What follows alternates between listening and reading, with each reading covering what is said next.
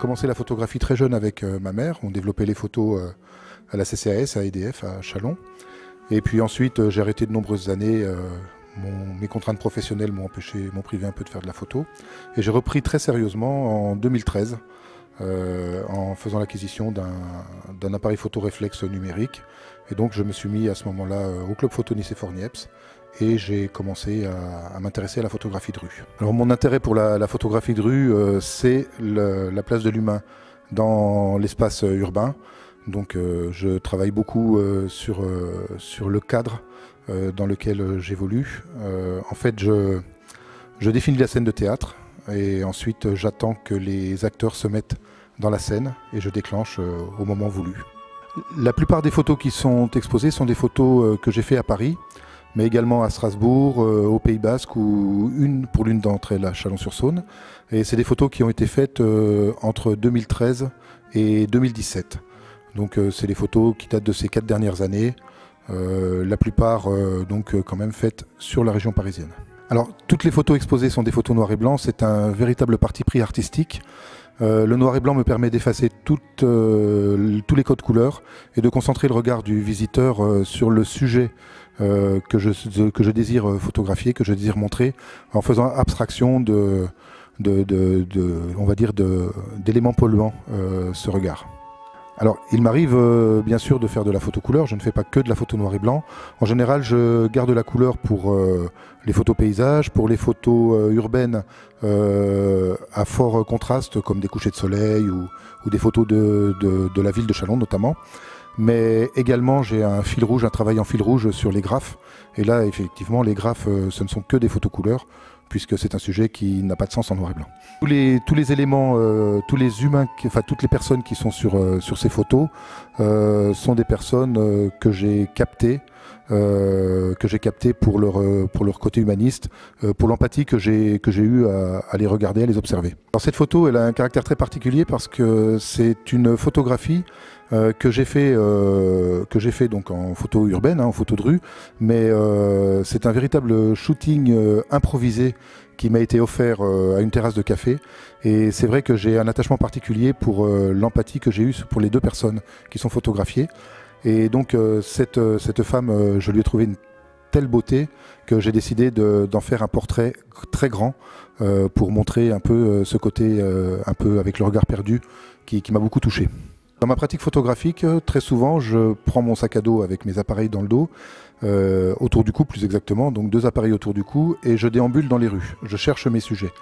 Ensuite, si je trouve un cadre intéressant, souvent je me poste à l'affût et j'attends, une fois que j'ai défini la scène de mon théâtre, j'attends qu'il se passe quelque chose.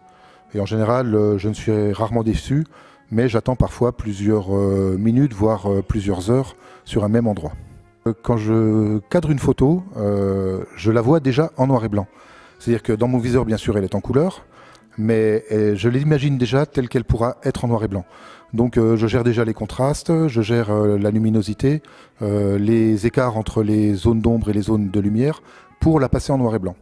Ensuite, quand je la mets sur mon ordinateur, bien sûr, je la traite d'abord en couleur pour gérer les contrastes, la luminosité et quelques éléments de redressement. Et ensuite, je la bascule en noir et blanc, et là, je peux laisser libre cours à mon imagination pour justement obtenir le résultat voulu déjà au départ. Alors, j'ai mon site internet, www.pelseb.fr. J'ai également un compte sur Flickr, et puis bien sûr, on me suit sur Facebook assez facilement. Exposer à Chalon-sur-Saône, pour moi, c'était une évidence parce que c'est la ville de la photographie, parce que je suis né ici, parce que c'est ici, effectivement, que j'ai grandi et que se trouve encore une partie de ma famille. Mais il est bien évident que Châlons, c'est un départ et j'espère que c'est un tremplin qui va me permettre ensuite d'exposer ailleurs. Alors, par contre, exposer au Carmel, c'est une vraie chance que la mairie offre aux artistes. Une exposition au musée Niepce, quand, pourquoi, comment, qui sait? Je ne peux pas le dire. Moi personnellement, pour l'instant, mon travail, je le montre et ensuite, je verrai si j'ai des appels du pied. C'est très émouvant de voir une exposition monter. C'est vrai que j'étais très stressé de l'installation de l'exposition J'avais vraiment hâte de voir une cohérence dans ce travail, donc dans la manière dont étaient mises en scène ces photographies. Et c'est très émouvant de voir ces photos sur un format aussi grand, donc 90/60, parce qu'on y retrouve des détails que je n'avais pas vus sur l'écran. C'est vrai que c'est assez touchant.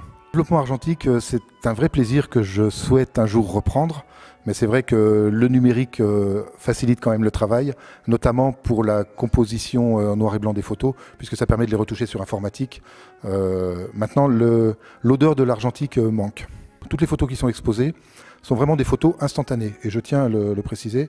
À aucun moment dans mon travail de photographe de rue, je n'interviens sur les personnes que je photographie, c'est-à-dire que je fige une situation. Si la photo n'est pas faite, elle n'est pas faite, mais je ne demanderai jamais à personne de jouer un rôle pour faire une photographie. Sur une matinée de photos, je peux faire 250 photos, 300 déclenchements, pour garder à peu près 10% à 15% du travail. Et un projet notamment avec le musée Niepce d'une conférence sur mes photographies de la jungle de Calais. J'ai également un livre en préparation, et puis peut-être une autre exposition, pourquoi pas, puisque je suis en train de travailler sur des graphes. Donc peut-être pourquoi pas une exposition sur ce travail de graphes parisiens, berlinois et autres. Alors on avait sorti l'année dernière, il y a un an exactement, un livre avec Christophe Reynaud qui est libraire à Chalon-sur-Saône. Donc un livre qu'on appelait un livre de poésie-graphie, donc puisque c'est un mariage de la poésie et de la photographie. Le livre s'appelle L'abandon du délice au plaisir de ma belle, et c'est un livre qui marie la photographie et la poésie. On est en train de préparer un second livre donc sur la jungle de Calais, qui est également un livre à quatre mains, ou plutôt à deux voix. Donc une voix photographique avec des photos qui sont déjà faites, hein, qui représentent 2 ans de travail photographique, et des textes qui sont en cours d'écriture. Ce sont des textes qui vont parler un peu de la vie d'un migrant, son ressenti à l'approche de la jungle et donc dans la vie de la jungle, mais raconté par quelqu'un qui n'y a jamais mis les pieds. Donc ça peut être quelque chose de particulier et d'assez original.